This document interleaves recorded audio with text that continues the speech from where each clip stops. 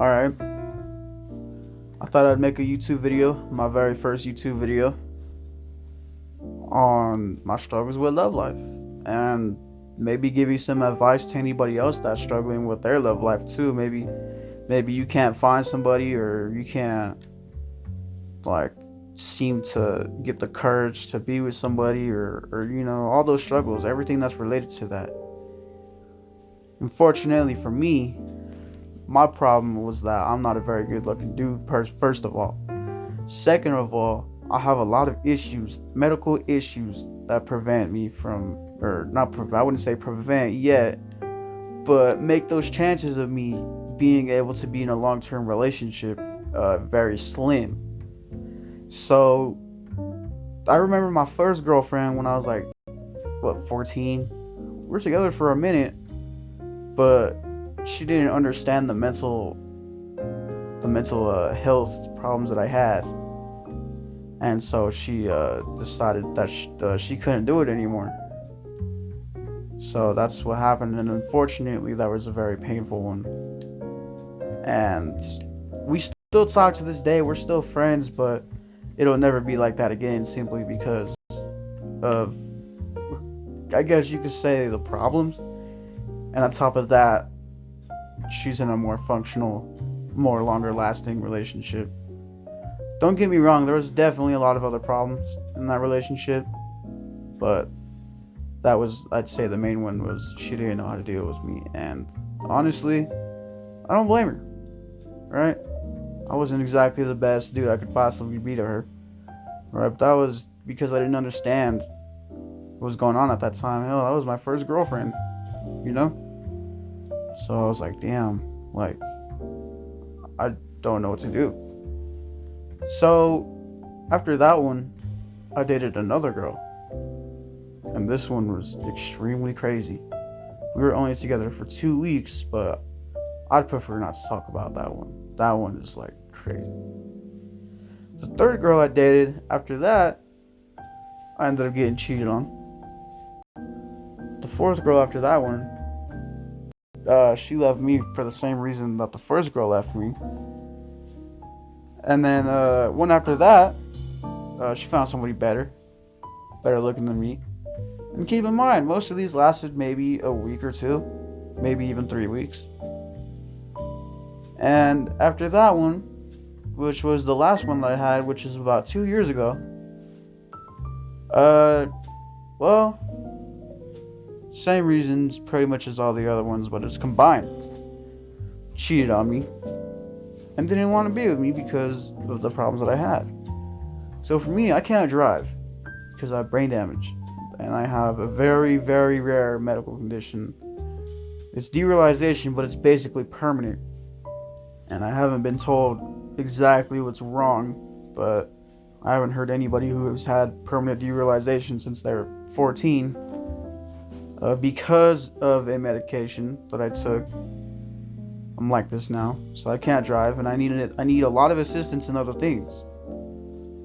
So for me, that slims, like I said, that slims the chances of me finding a long-term relationship down to a very, very low chance.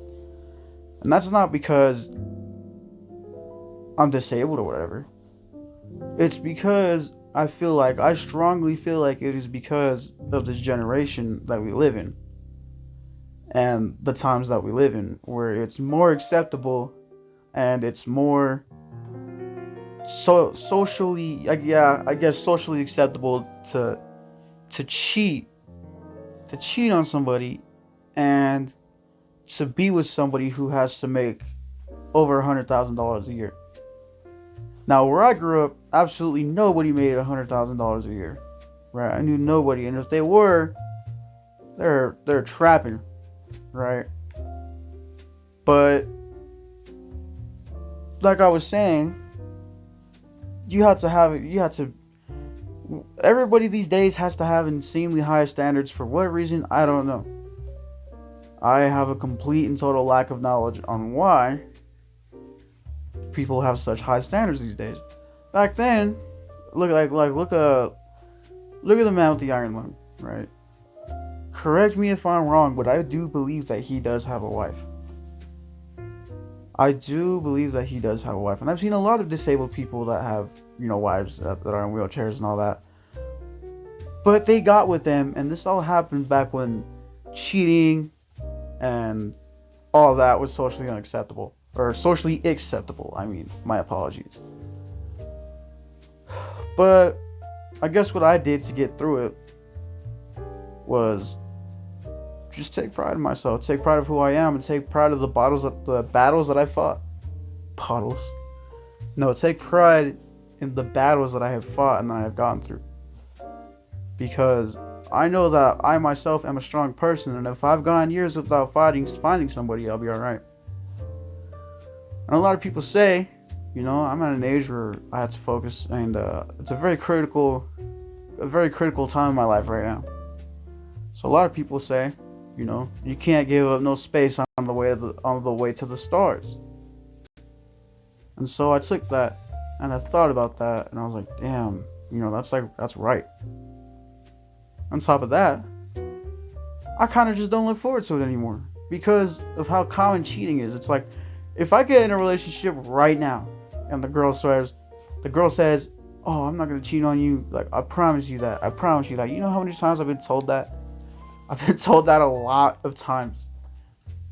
And I will never believe that again. And it's unfortunate because it only happens a couple weeks after.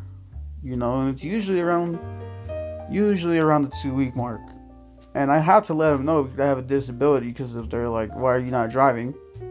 For God's sakes, you're 19 years old. I have to let them know why. And it sucks. And then usually they get dry and they leave.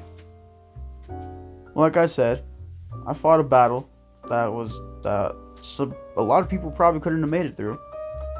And I made it. I didn't lose my mind. I'm here today. I've seen a lot of things. And I've been through a lot of things.